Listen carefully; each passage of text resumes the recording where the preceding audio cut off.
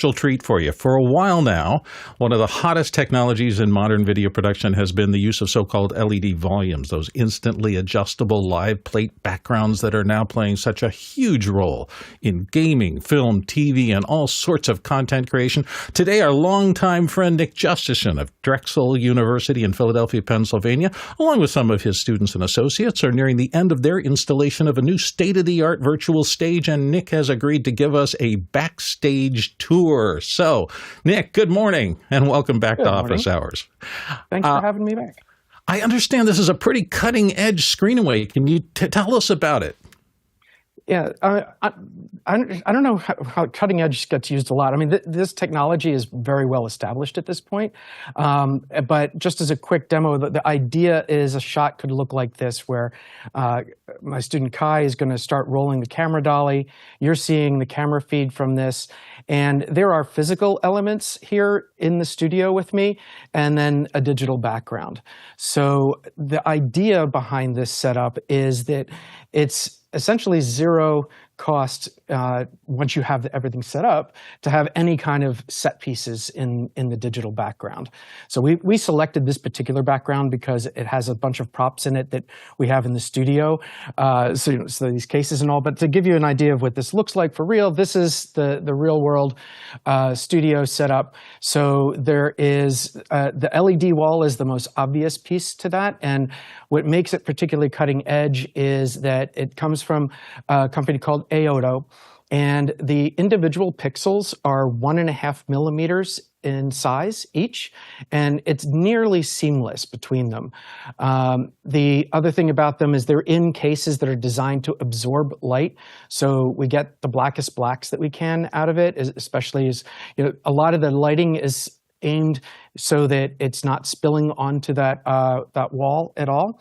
And in addition to the pixel pitch itself, meaning the size of the pixel, the system is also set up to synchronize perfectly with all the other important equipment in the studio. So the camera itself is a studio video camera that's getting Genlock, so that every time its shutter is opening and closing, it is exactly timed with when all the LEDs in the wall are firing. So this wall is 20 feet wide and 10 feet high. So we're running it at essentially Ultra HD resolution. And it is being controlled by something called a Brompton, is the company that makes it, SX40. So the SX40 is basically the HDMI input for this individual wall. And that is distributing the video signal across all of the actual panels that make up the wall. So the wall is very modular.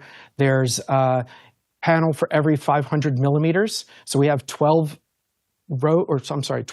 columns and 6 rows to get our 20-foot by 10-foot size. And so again, what makes this really special is the size of the pixels, the brightness of the pixels, and the fact that they can be perfectly synchronized with the shutter of the camera, as well as the data coming from the motion capture system that follows the camera's movement. So all of this equipment is synchronized to the same clock.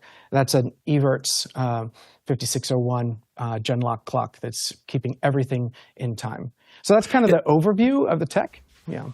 Well, it looks really, really sophisticated. How long has it taken for the installation process? How long have you been working on building this?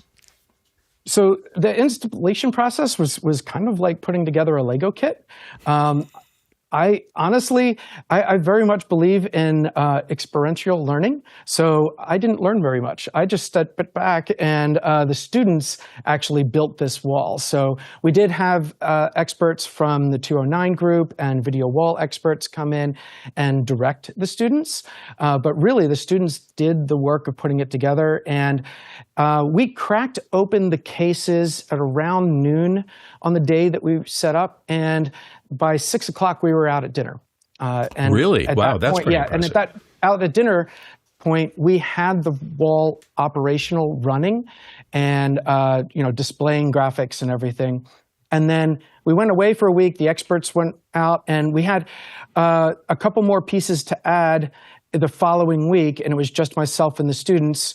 We ended up, hooking up the mocap system, and it was a couple hours between when the students started taking a scene they had built already. We had been using a projection screen for this type of work in the past.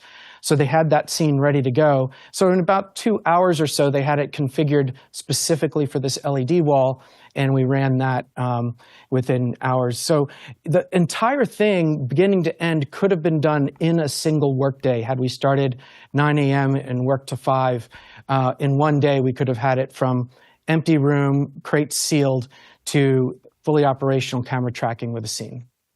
Nice. I noticed in the wide shot that Christmas tree looking thing kind of drew my eye on top of the camera. That must be something to do with the motion tracking. Can you explain kind of a little bit about how sophisticated that is? Yeah. So Laura, for camera 4, can you go to scene 2? There we go. So that's a close-up of John and Kai are on the camera work there. Kai's driving the dolly and John's on camera. So we call that piece on top a crown or a constellation. It goes by a few different names. Some people call it a Sputnik. The reality of it is that each of those sticks has a reflective ball on the end of it. Honestly, if you're familiar with camera equipment, you know that a flat plate with a lot of screw holes in it is called a cheese plate because it looks like a piece of Swiss cheese. And in the center of this is a Manfrotto product that is a ball with a lot of screw holes in it, so I call that a cheese ball. I don't know. I don't think that's the official product name. This is hors d'oeuvres production. Yeah, exactly. Each of the, I apologize to the Manfrotto engineers that made a ton of work. It's a beautiful piece of equipment, and I'm calling it a cheese ball. Each stalk is actually just a 6-inch zinc bolt from a big box store, hardware store, and I just spray painted those black. And I have a mini lathe at home. You can get them for a few $100 on eBay or Amazon or whatever. And I just milled off the hex end of each of those bolts and threaded them for our reflective markers. So that constellation of markers is seen by our mocap system. Laura, I don't know if you can bring the Vicon system up on your screen, on the screen 1 maybe. We're just going to toggle over here, and I'll show you the tracking system that is following this. So you're seeing the real world version of this, and if I show you, this is the software that is the motion capture system. So the triangles in orbit are all of the mocap cameras that see the thing. And Laura, if you could zoom in on the camera 1. So there we go. So that's what that looks like, that constellation. It's just seeing the reflective balls that are designated in yellow. And that constellation moving is driving that camera position. Nice. And so when you're in the Unreal Engine system that is kind of the back end of this, that is getting all this data, and it's allowing you to manipulate the set around the camera position and your actors and whatever else is on there to keep everything geometrically correct. Am I getting that right? Exactly. So if, Laura, can you try camera 6, scene 2? I think that shows you and Nikki. Is scene 2 or scene 3 maybe? There we go. Okay. So Laura waved just there, and I'm sorry the autofocus of this camera isn't the best in low light. But Laura's running the mocap system and obviously the PTZs. And then Nikki there in the glasses is running what we call our art department computer. And have you already brought up the NDI monitor on PC1? So this is what's on screen on Nikki's computer. And so what that is doing is it's actually, like if you're playing a game like Fortnite and you're playing on your game console, you're connected with your friends and they're on their individual game console, everybody's moving their characters around and shooting and hiding and all that stuff, and you're all seeing the same game at the same time. Essentially, that's what's going on here, where on Nikki's computer, he's running Unreal Engine, he's got the scene, and let me see if I can super source this, and how does the super source look here? And okay, great. So you can see Nikki's screen, you can see what the scene looks like for me, and you can see the overall studio. So in Nikki's computer, if he takes that ladder in the background and starts moving it around, just like in the video game Fortnite, the computer that's running the screen is a separate computer. It's running its own copy of Unreal Engine, but it's receiving essentially the character information about that ladder from the art department computer. So it's the virtual art department, VAD or VAD computer. And so that's how this whole thing operates. So if a director says, you know what, that ladder there, can you move it to the other side of the screen? I can tell Nicky, like, he would be, you know, someone who's a prop master or gaffer or whatever, and then he could move it over there. Nah, I actually liked it back on the original side, so go ahead and put it back where you got it, and there you go. And you know what? Actually, I want a second ladder. Are you able to Alt-click drag, and will that generate a second ladder for both machines? Yes, it does. There we go. So now we have a second ladder. Put that ladder on the other side of the screen over here. And so that quickly we're doing our set dressing, and then you could spin that around, or, you know what, never mind, just delete that one. So that's, you can obviously see why this is so popular. Look at the amount of money to get a crew member to go get a second ladder, to bring it to set it in the right place, to get the lighting and the cameras all set. That's a significant time investment and labor investment, and you just did it in a half a second. Yeah, I mean, I think the physical equipment of this facility takes a good bit of time to save up for and acquire. It's not inexpensive, but it is scalable. So, again, I'm at a nonprofit university. Somehow we were able to acquire this particular wall. Talk to Tom at 209 Group or Carl at Video Wall Experts. And it's not sponsored. I am just incredibly grateful to them and AOTO for coming through with this for us at what we could afford, because a facility like this as a studio rental it's easily 5 figures, and depending on what city you're in. I mean, in a place like LA, for something like this, it might be $30,000 a day. If you're lucky in an area like Philadelphia, I don't even want to quote, because there's a studio, Keystone Studios in Philadelphia, that does this, and I don't want to speak for what their pricing is. Whatever it is, it's worth it, because all of the digital set pieces are just pixels, so they're weightless, and you can acquire, like this particular set I did actually buy. So this sci-fi set that's behind us, I'll switch back to camera 4. That set is actually a very vast environment space. It's kind of like a Death Star trench, really. And we actually brought just a tiny piece of it in here, but for $150, that's there. And I mean, I've seen music videos. I think, who was it? Who's the violinist? Lindsey Sterling, yeah. There's a Lindsey Sterling video that came out last year, and I can see in there several sets that are available completely free from Unreal Engine's asset library. And so there's a lot that you can do for very little expense once you have the wall in place. There's no getting around the fact that a wall like this is not cheap. So. Nick, this is so cool.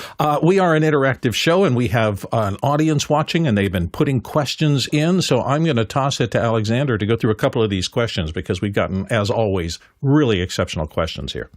First question's coming from Alex Lindsay in Novato, California, USA. How much power is needed to run the stage? Oh, great question. So again, with this wall, we have 72 panels. Each are 500 by 500 millimeters. And that takes us 5 20 amp, 120 volt circuits. So we're running at 100 amps right now for this particular wall. And that's just the wall itself. We have another 20 amp circuit running the RenderBox computer and the Brompton and some other minor electronics, like a Elgato Stream Deck that helps manage some of this stuff. We're at 120 amps total right there. But that's it for just the wall. And we are using 110 volt lines, and we're just using 5 20 amp ones. Let's get to our next question. This one's from Ronnie Offso in Tromsø, Norway. What tools and workflows do you recommend for calibrating lighting in video and photo production to match foreground subjects and backgrounds? How do you address the uncanny valley effect for seamless integration? Nick? Oh, lots of things there. Great question. Number one, light meters, and number 2 is false color on your cameras. So actually, John, if you're able to go into the settings and find your way to false color for your camera and to output false color to the SDI, I'm not sure do you want me to come over and help you with that? I can come over and do that. Can you do scene 2 on PTZ4? And There we are. Do you have that? No, that's on the LCD. So now SDI and monitor setup, SDI. False color is one of the technologies that changed my whole use of. Are we getting false color from this camera? We're not yet. So we need. There it is. There we go. There it is. So I mean, this is approximate. This is not necessarily as numerically accurate as a genuine light meter would be. But the things that we're looking at is the purple is indicating the very low darks, the lowest darks. On my black sweatshirt. And we're looking to see that the darks in the digital scene have that same exposure value. They're not lower, they're not higher. If you wouldn't mind zooming out a little bit, John, one of the other things is there's a digital kino over here. And so at the highest whites are being indicated in red there. And this is our physical kino right here. And again, it's getting the same red values. They're matching. And then my face is in the grays and greens. So like that's what we're using really to try and work that. Another component to this, and you can go ahead and deactivate that false color for the SDI. Another component to this is having physical elements in the set. So Laura, if you could go back to scene 1 on camera 4.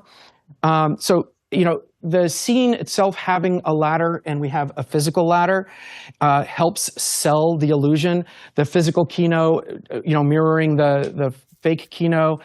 Some of it too is lighting, color temperature, right? So the digital kino has a daylight cast blue to it.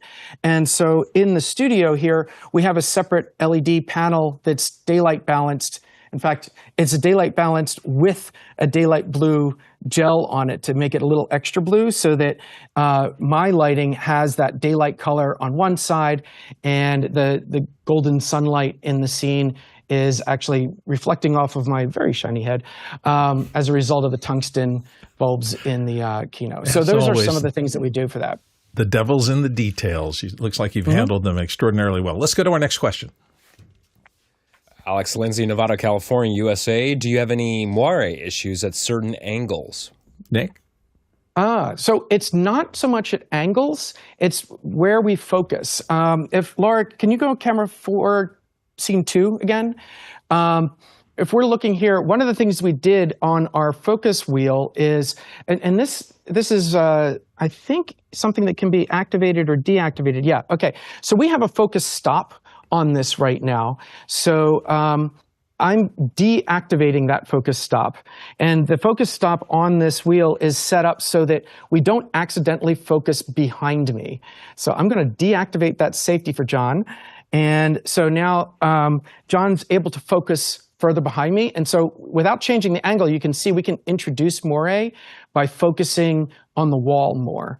But then if he focuses more in front of me where I'm at the back end of the field, or the depth of field in terms of focus, then that moiré goes away. It's in the blur. It's in the bokeh. And now we've reactivated that safety so he can just roll forward with the focus wheel, and that basically avoids the moiré. Let's go to our next question. Scott Tupper in Livermore, California. Nick, what is the size and pitch of your LED wall? Yep. So the size of the entire wall, 20 feet wide, 10 feet high. The pitch is 1.5 millimeters per pixel.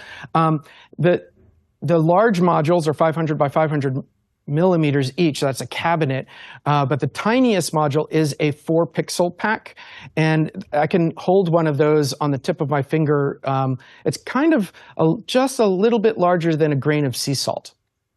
Really? Is that in case like a pixel burns out or something like that? You can replace something that small? Or how would you use it? I can't replace it. So if a pixel dies or falls off or gets, we send to the cabinet, or we said the cabinets each have 4 modules containing a lot of those pixel collections. So what ends up happening is if we use up a pixel module, we have to pack that up and send it back to AOTO for warranty replacement. And Makes sense. they can do it. So the interesting thing, and this is information that Tom from 209 shared with me, is that 209 maintains an inventory of those pixel modules from a given factory run. So there's a set of, a collection of pixels that are a particular factory run, just like when you mix paint, you want it all mixed at the same time so you don't have multiple shades of the same shade.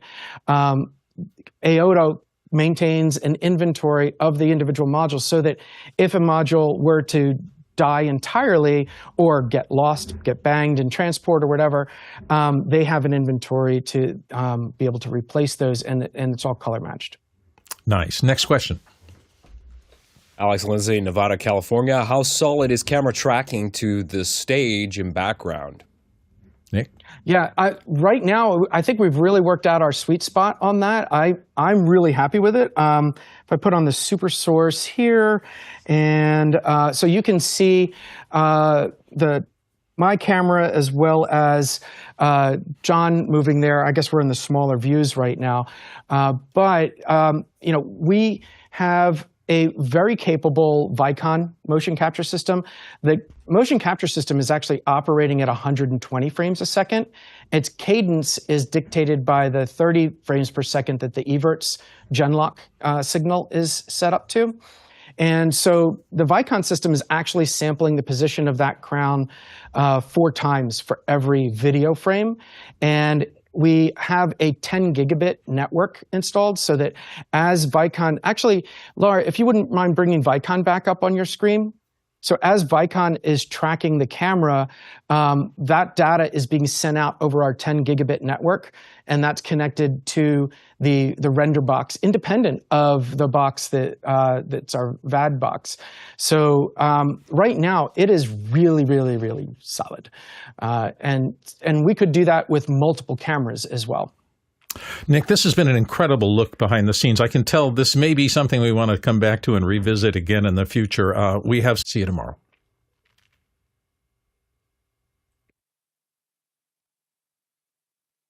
Thank you all for being here. I need a virtual studio. Yeah, I need it first. I wish we'd had a full hour for that. There was so much, obviously, to explore there, and that was fun. And that was good virtual. Don't do virtual backgrounds. Well, yeah. Throwing up a bad laptop computer camera virtual background is one thing. Doing it at the level that Nick and those guys do it, totally different thing. Yep. Yeah, and if you have a display, that's no problem. But if you see the Social EU guys doing the same thing on the green screen, it's really amazing. Yeah. Happy Global Accessibility Awareness Day, Laura, and nice to see you.